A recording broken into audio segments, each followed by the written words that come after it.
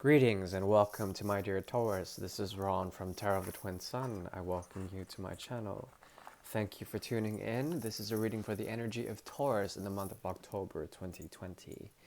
Essentially, this is a great mirror reading, which is a tool. The great mirror is a tool, a reflexive tool in which you may see potential energies that exist between you and a significant other.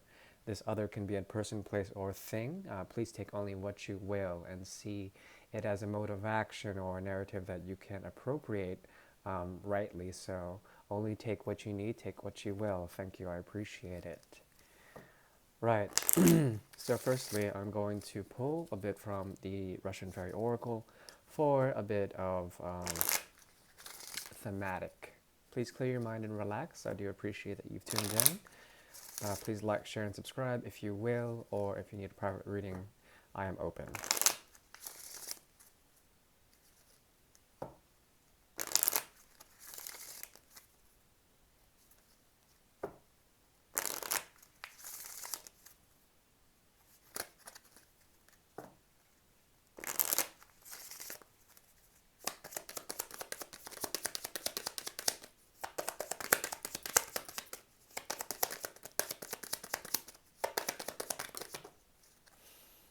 Okay. Okay, this is an interesting combination. There's a lot of energy here that is based on the energy of 2, or the 11, or 9. And this multiplying, creating structures that be. The lovers are here as an underscoring energy, the sharing of, promises as well as deep commitments is here. So this is revolving around the sight, or perhaps being blinded by love and commitment. There's something about you that is trying to understand through intuition a bit of something that has been amiss within this situation. You're looking away from some very obvious elements that have to do with the understanding of the higher mind, as well as peace at the cost of something. Something about you is calmly looking away as I'm been blindsided by love. That's what I'm seeing. There's like a blind side or a blind spot in reference to love and love's many different manifestations, okay?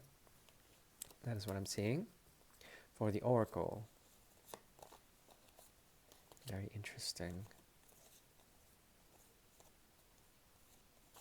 Legacy also comes to mind as well. The ability to be very pure to commitments when it comes to that.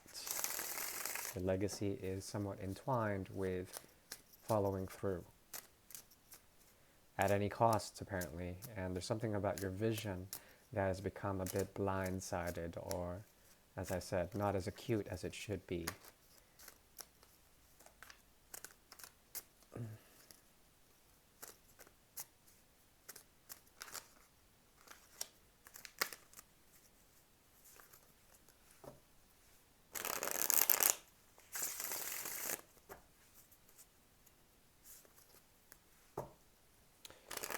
The Great Mirror is now revealing itself.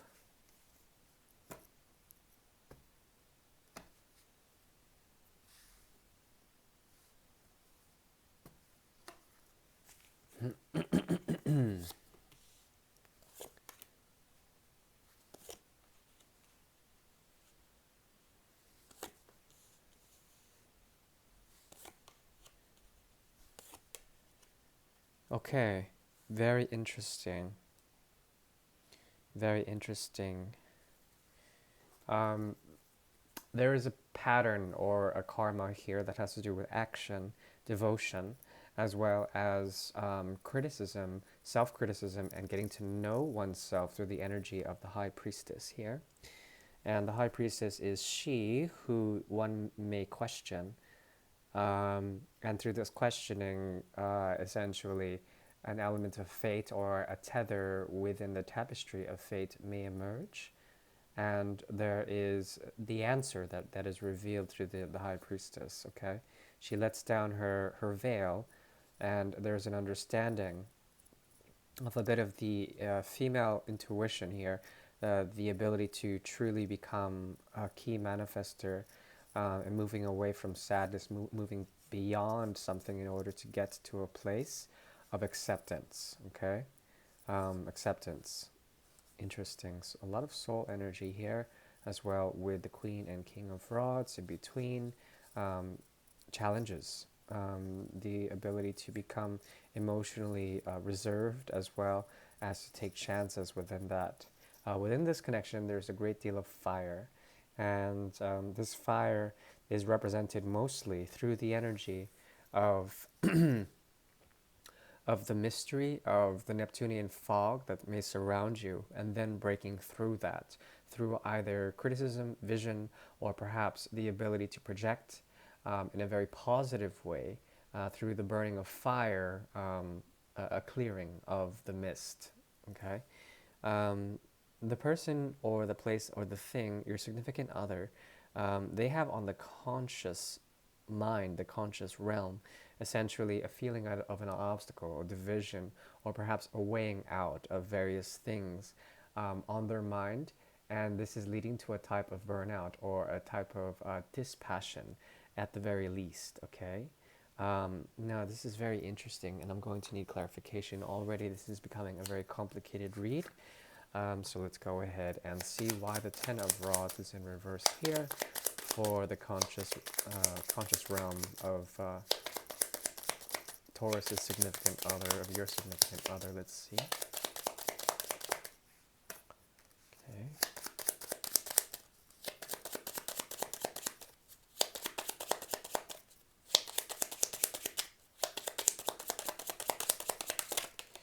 Okay, this speaks to me of love being at the precipice of conditionality. There's a type of breaking free from a certain cycle, one of expectation, one of deep expectation of any soul energy or any sort of longing for that to encompass itself. The person you are dealing with essentially has gone through a cycle of complete, almost completion, okay? And at this end, they don't want to let go, okay? And there's something about the connection they feel with you that is on the precipice between conditionality and unconditionality. It's a love that cannot be labeled in a way. It's not just simply romantic, it's not simply spiritual, it's somewhere in between.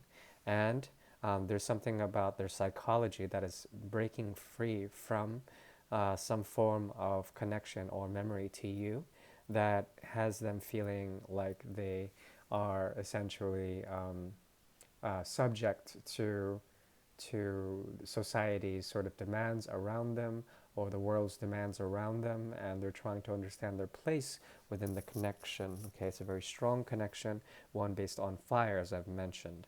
On your end, there is a sense that you are embodying a type of sovereignty, les salvants, which has to do with strength in reverse, meaning that there are things that you are going through personally that have to do with the taming and the understanding of how things turn and spin for your own self. Okay, your self becomes very important, and your self empowerment has become very important. The energies of Leo and Aquarius are here. The 5th house and the 11th house are activated. The difference of that is about the secret devotion of the High Priestess, okay, with the 6th house energy of Virgo, as well. Any inclination towards the 12th or 8th or 4th houses. All the houses aside, basically, there's a structure that is within you that you are trying to shift or change to gain your power back, okay, within this equation. They don't want the cycle to end. You perhaps do, or perhaps there's something about you growing like an extra limb, or like finding an extra support with the skeletal sort of makeup, the skeletal sort of structure that makes you a part of this situation, okay? And there's a negotiation of that.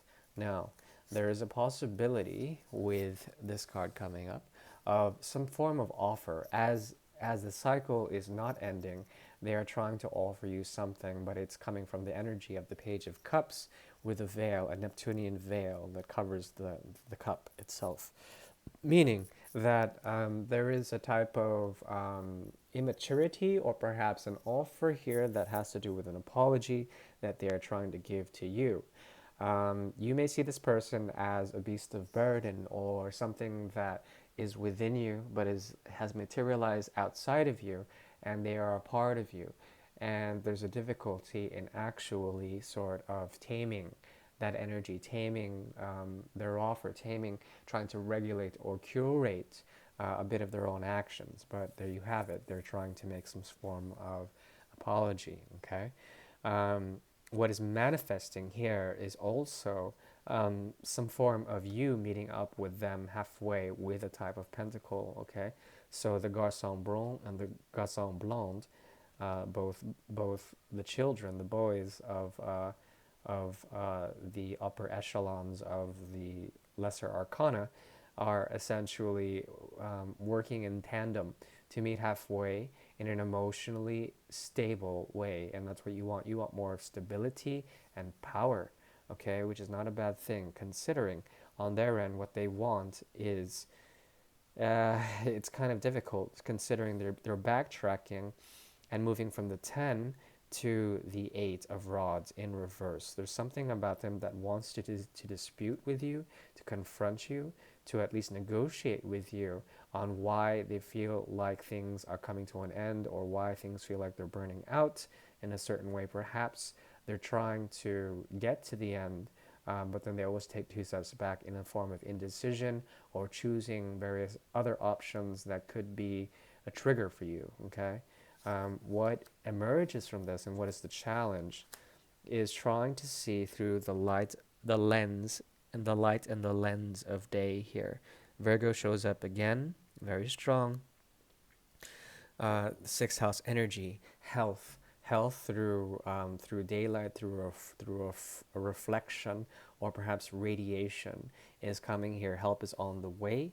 The challenge is the sort of binding energy between both of you that has to do with the structures, once again, that you feel you're a part of.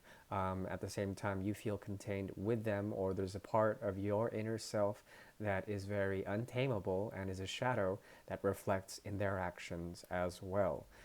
Making the situation a bit toxic, feeling like it's a force majeure. There's a lot of Capricorn energy, the worries of the external world, how they view your situation with the significant other, if they do. They also see some potential sort of risque or toxic forms of behavior that may emerge as well.